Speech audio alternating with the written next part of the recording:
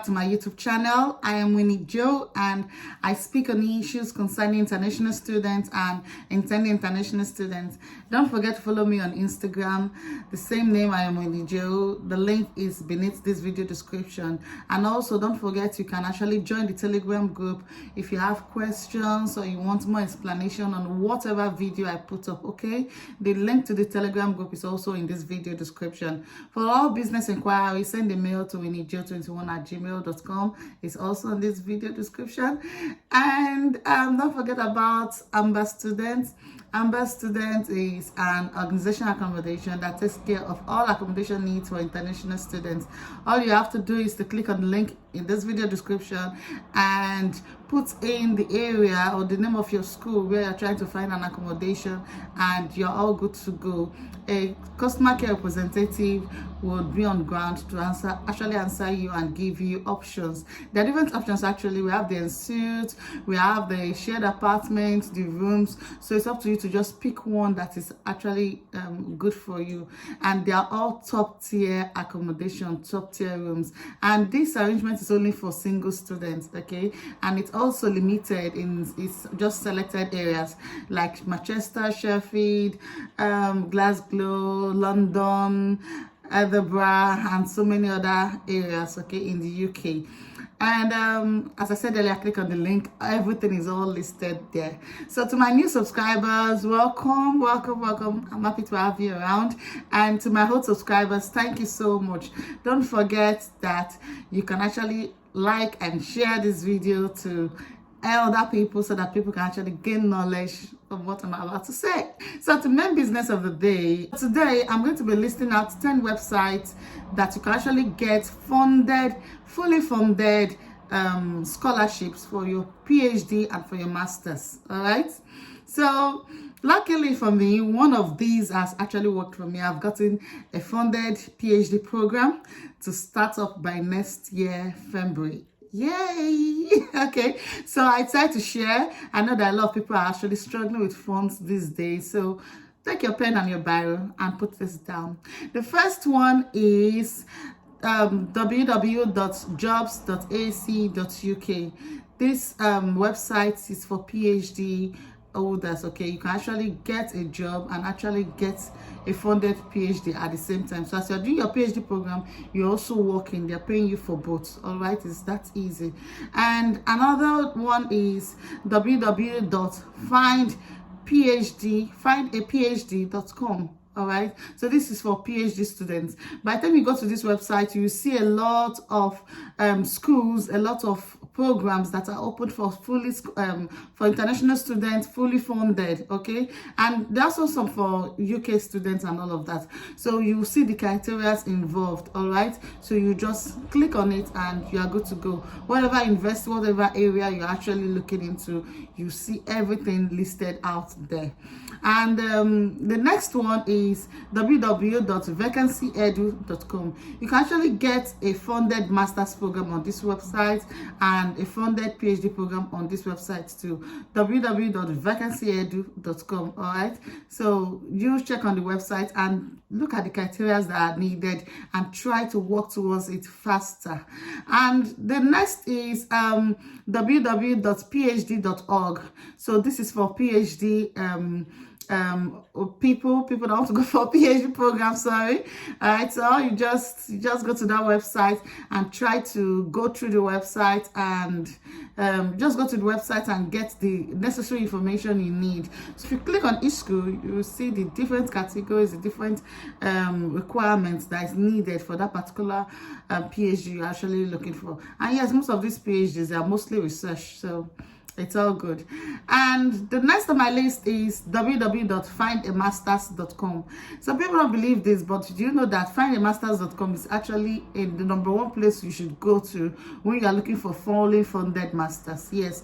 And if you know that you're up for next year section, January, May, September, you should start now. Yeah, you should start now in doing all of this and seeking funding. It's actually a good thing. And the next on my list is www.discoverphds.com. So this is for PhD programs, and I think the most listed on this website are more faster. Okay, I think they post real time, so the more you just go on the website, or if you could just send a link to your email and they give you this alert whenever there's a funded PhD up, I think that would be a better idea.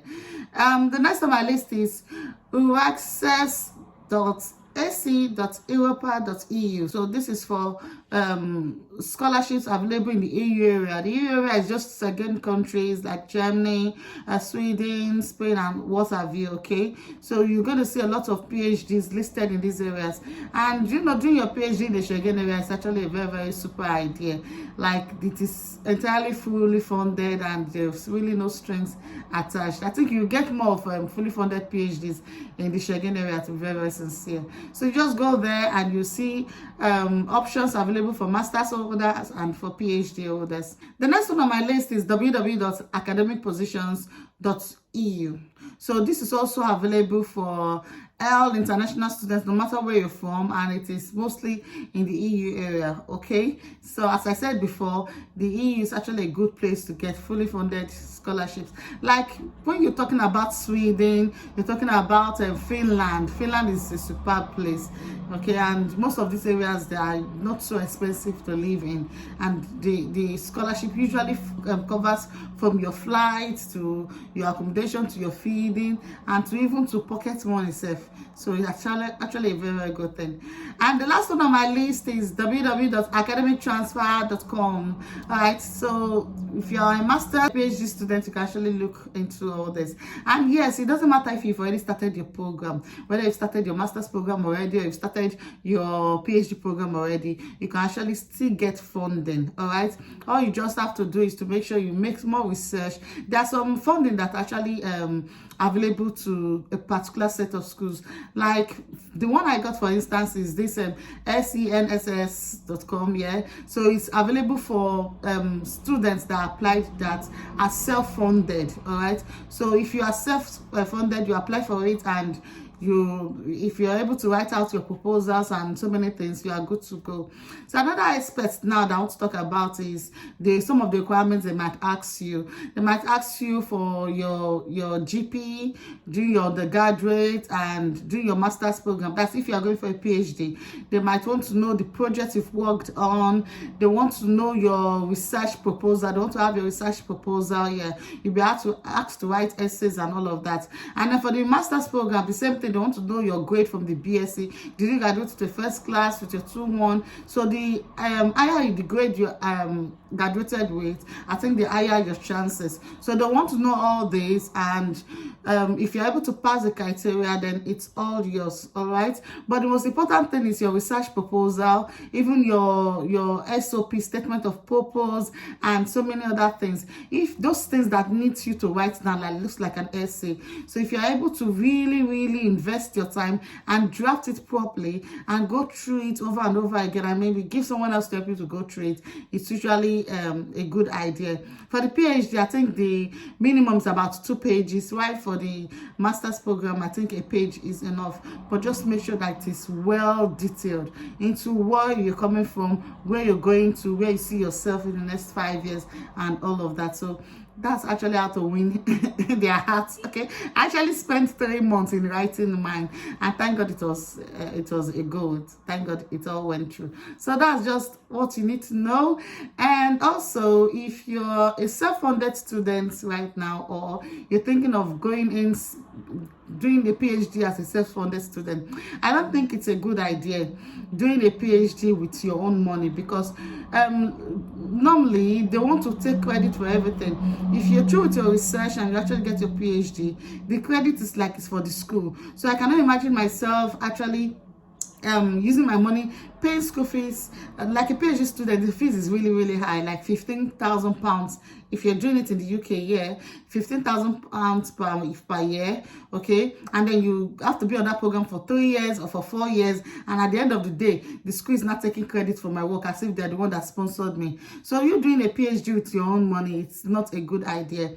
Remember that in the UK, the amount they pay PhD holders as salary is just slightly, it's just £2,000 higher than what they pay masters. They're not really interested in your degrees, on your certificate. What they're interested in is your experience, the projects you've worked on, people you've worked with. Okay, that's what they are really concerned about. But in the US, in Canada, they are interested in your certificate. So different environments with different criteria. So whatever environment you are, whatever country you are, you have to listen to the regulations of that place. How do they do that in their way of life, their way of education, so you can now know how to plan yourself. So if you're an international student in the UK, getting a PhD is not really a good idea. And even if you want to get it, let it be fully funded.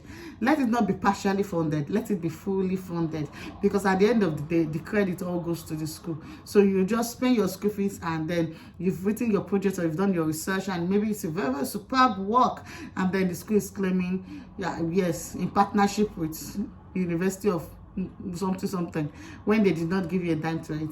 And it's not like after you finish doing the PhD in the UK now, you are very sure of a job like this, or the salary they will not pay you is very, very big. No, it's not. It doesn't work like that in the UK. But in the US, if you get a PhD certificate, don't talk about the money. You're going to be earning big. You're going to be having a lot of opportunities, a lot of calls. Okay, so you can just be like, in the US, you'll be hearing like 21-year-old is having a PhD degree, a 17-year-old is having a PhD degree, and they're already hot cake. Yes, because they value certificates than experience. So if you are a 17-year-old, you are a 21-year-old, and you have the certificate, they're just going to clap for you and give you a very good job, and then you can start having experience. But that's not the way it works in the UK. All right, so just make sure you understand everything, you understand the country you're in, as I said earlier, and then you'll be able to work towards it. So thank you so much. You can actually start working on all of this right now. When I get more sites that are less popular, because popular ones are like the Commonwealth and then all those other type of scholarships, those ones are good too, but there are some that are actually less popular that will increase your chances to getting funded scholarship, funded education for your master's and for your PhD program. All right, so thank you so much for watching. Don't forget to like, share and subscribe. Thank you, and God bless again.